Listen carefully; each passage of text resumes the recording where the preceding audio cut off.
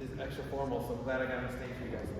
Hi, everybody. Can you hear me okay? Yes. Great. Thank you so much for making it. Obviously, as we've been discussing right prior to me walking up here, there's been a lot of consternation, right, when you look at the intersections as it relates to pickup and drop off here at Budlong. So we have engaged the Chicago Department of Transportation, or CDOT, as well as the school leadership to try to identify what solutions might be possible.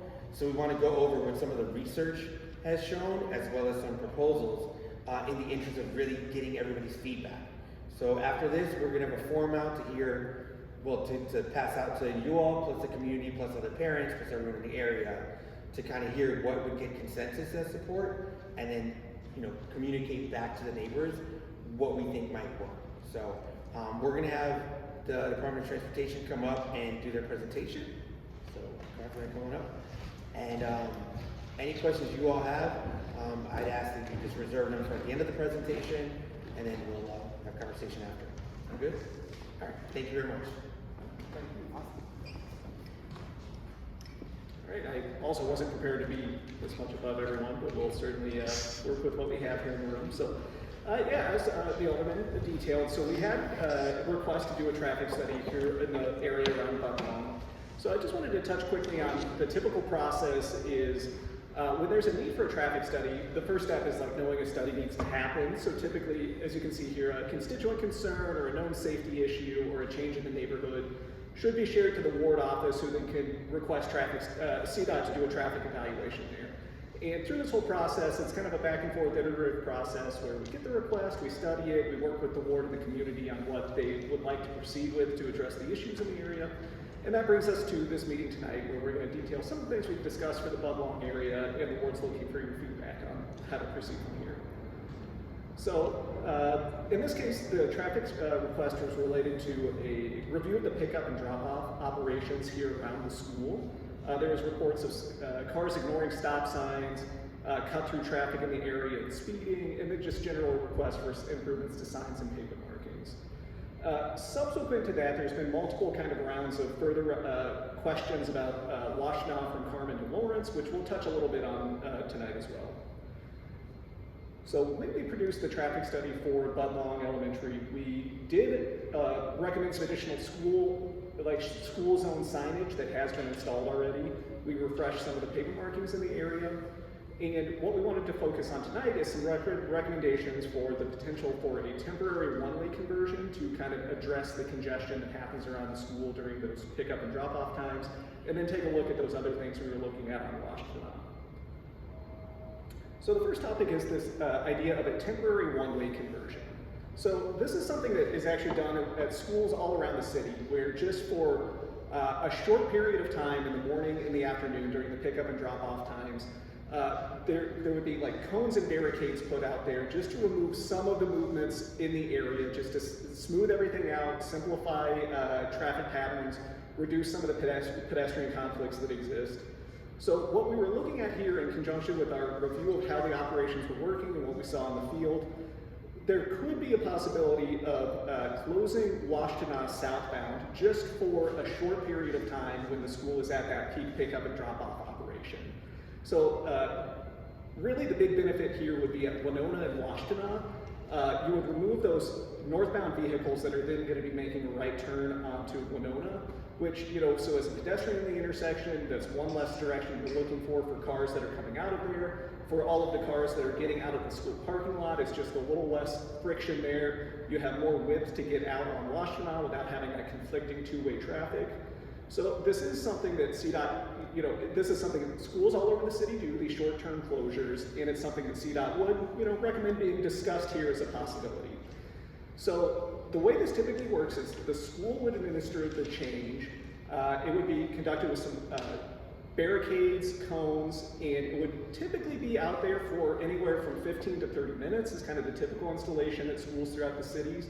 It's no longer than that, it's not all day. There's no permanent sign or striking changes. It's really just kind of temporary things that are kind of put out there by the school staff. And, you know, if the decision is made that this would like to be piloted, typically we would encourage the ward and the school to work with the local police precinct to maybe have a presence on site during the kind of the initial rounds of these being installed. So I think, as the Alderman touched on, there's going to be a survey option at the end of tonight's presentation. So we'll have some time for questions and answers at the end as well.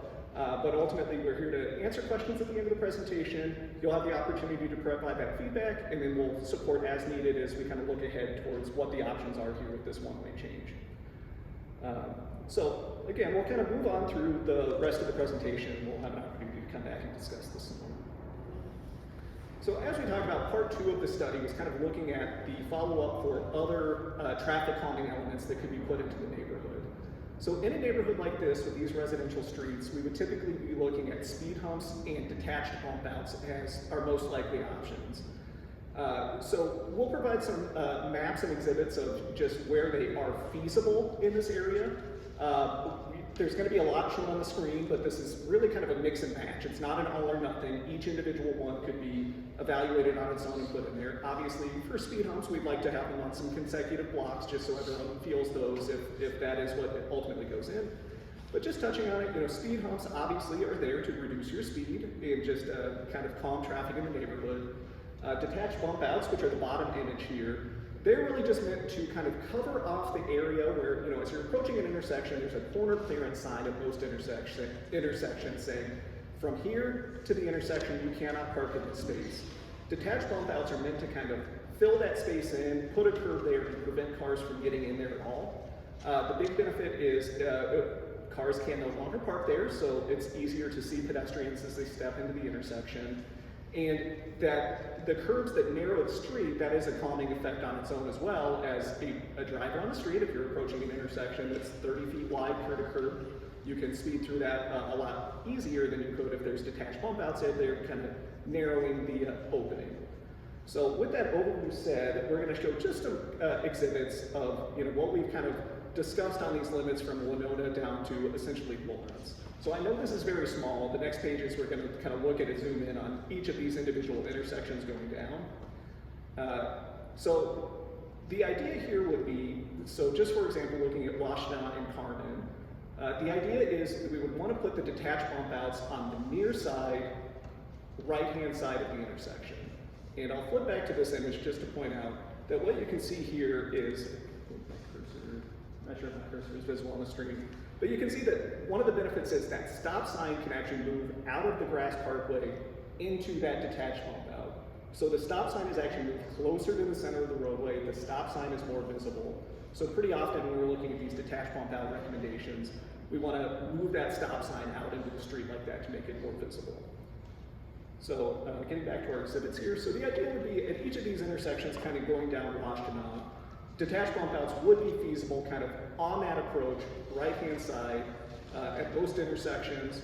The blue squares here are potential speed hump locations. They're kind of feasible kind of all the way down Washtenaw and kind of selectively on the cross streets as well. And I believe the gray image here is an existing speed hump. We've coordinated with the ward. There's some work that has already been funded, so we can clarify which locations are already in the works.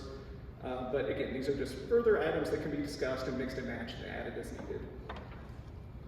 So similarly, just kind of going down Washtenaw, the kind of the same idea, just the near side, right side, detached bump outs and speed humps throughout.